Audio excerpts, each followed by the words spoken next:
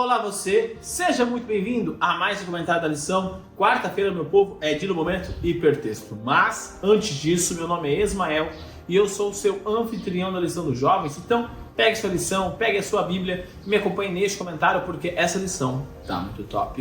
Antes de nós entrarmos no nosso comentário, eu quero convidar você mais uma vez a se inscrever aqui no canal, a ativar o sininho, a comentar, a compartilhar, porque esse canal tem te ajudado a entender um pouco mais sobre a lição dos jovens, sobre todo o conteúdo produzido aqui no canal. Também, com certeza, irá ajudar mais pessoas a compreenderem essas coisas. Como eu estava dizendo, quarta-feira é dia do momento hipertexto, ou seja, hoje é aquele dia que nós temos textos que correlacionam com o texto ou com o tema principal da semana. E também temos a nossa rede semântica. Ismael, o que é esse negócio de rede semântica? Não entendi muito bem esse negócio. Então calma, meu jovem, calma, minha jovem, eu já vou te explicar. Rede semântica nada mais é do que um joguete de palavras, uma associação de palavras, onde nós temos uma palavra-chave e partindo dessa palavra-chave nós fazemos algumas associações com outras palavras que vêm à nossa cabeça quando nós olhamos para essa palavra-chave. Por exemplo, a palavra-chave dessa semana é a palavra convicção. E aí, qual é a sua rede semântica? Quais são as palavras que você associa quando você olha para a palavra convicção? Então, faz o seguinte, posta lá no seu Instagram e me marque, @Ismael_Nunes, que está aparecendo aqui embaixo. E também coloca aqui nos comentários do YouTube, porque além de você estar auxiliando as pessoas que não entenderam muito bem o conceito da rede semântica, você também vai estar propagando a mensagem de Deus a toda nação, língua, tribo e povo. Uma coisa que é importante nós olharmos para a convicção, principalmente quando nós estamos olhando aqui dentro do contexto dessa semana, é que de vez em quando nós temos a certa impressão que Deus não quer que fiquemos com as nossas convicções. E isso é verdade, mas ao mesmo tempo não é. Por quê? Deus, ele quer agir em nós, ele quer trabalhar, mas aquilo que nós temos de experiência, aquilo que nós temos de conhecimento prévio, Deus utiliza isso para que a mensagem dele chegue a outras pessoas da forma que ele quer. Vamos pegar, por exemplo, aqui Pedro.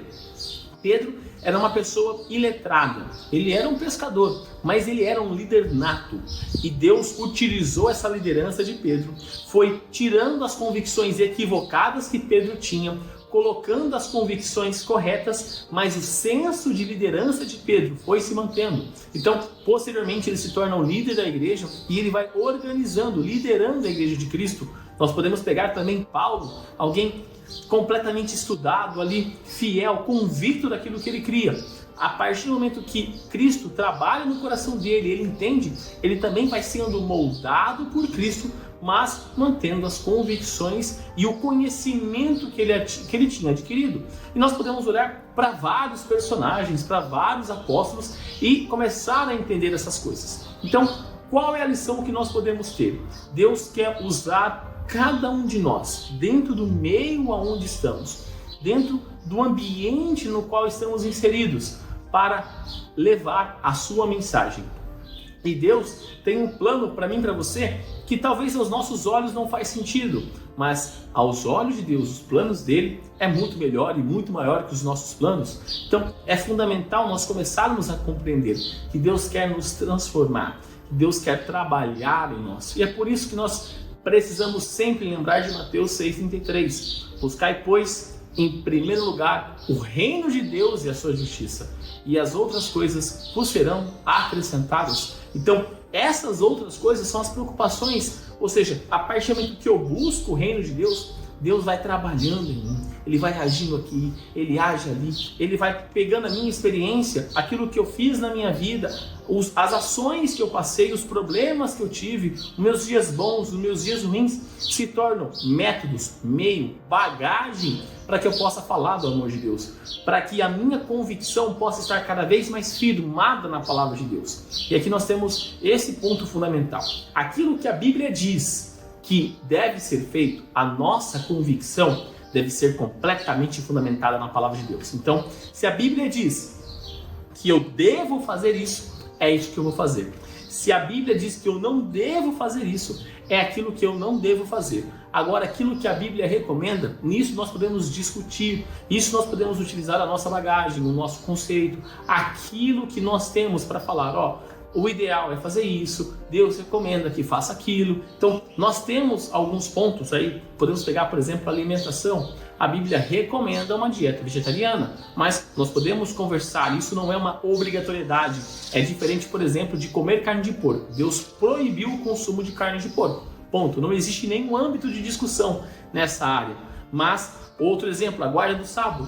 Deus ordenou que guardasse o sábado. Não existe nenhuma área de discussão em relação a isso. Mas aqui no conceito sobre ser vegetariano, qual que é o conceito, qual que é o argumento, aí nós temos um espaço maior de conversarmos. Aqui nós podemos utilizar as nossas convicções, nós podemos utilizar o espírito de profecia para reforçar uma ideia, nós podemos utilizar as pesquisas científicas para reforçar, mas aqui nós temos um espaço maior para a conversa. Então isso é muito interessante, porque os apóstolos foram escolhidos baseados que talvez aos olhos humanos eles não deveriam ser escolhidos para isso. O mais capacitado era Judas, e depois nós abrimos um pouco mais o leque, nós vamos ter ali Paulo. Porém, os demais apóstolos eles eram muito simples, limitados. Porém, Deus estava vendo uma característica que ele usaria para utilizar como método para levar o evangelho. A liderança, por exemplo, ali de Pedro, nós temos ali a paixão de João pela mensagem, ou seja, quando ele manda descer fogo do céu e Jesus repreende ele, é a paixão que ele tinha, mas pela mensagem e pelo ego, e Deus está transformando o ego. Então, nossa caminhada cristã, esse crescimento espiritual que nós temos, ele trabalha as nossas convicções. E muitas vezes, quando as nossas convicções são confrontadas com a Bíblia e as nossas convicções estão contrárias a ela, é muito complicado nos abrirmos mão. Mas é isso que Deus ordena: abra mão das suas convicções que não condizem com o que a palavra de Deus fala. Então, se a minha convicção está contra a palavra de Deus, eu preciso deixar ela de lado. Agora, se a minha convicção está alinhada à palavra de Deus, maravilha, bênção. Continuarei firme a esta mensagem, firme como uma árvore plantada à margem do rio, sempre se alimentando da fonte da água da vida. Então o convite que eu faço para você nessa quarta-feira é: avalie, perceba quais têm sido as suas convicções, e se as suas convicções são bíblicas ou se as suas convicções são baseadas únicas e exclusivamente na sua experiência. Lembre que nós somos protestantes, nós temos como regra de fé sola escritura, somente a Bíblia. É a palavra de Deus que nos apresenta aquilo que eu devo e o que eu não devo, aquilo que eu posso e aquilo que eu não posso. Nós devemos basear a nossa convicção no ponto de vista bíblico, no ponto de vista de Jesus. Ele trabalhou com os apóstolos isso e continua trabalhando em nós. As nossas convicções sejam parecidas com a dele.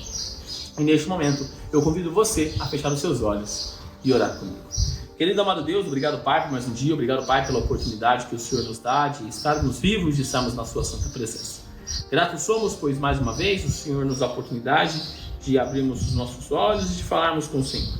Meu Pai, peço que o Senhor trabalhe no nosso coração para que cada vez mais sejamos convictos da Tua Palavra, que cada vez mais possamos abrir o nosso peito para que o Senhor faça morada em nós, para que cada vez mais o nosso entendimento seja baseado em Ti e não somente naquilo que nós conhecemos.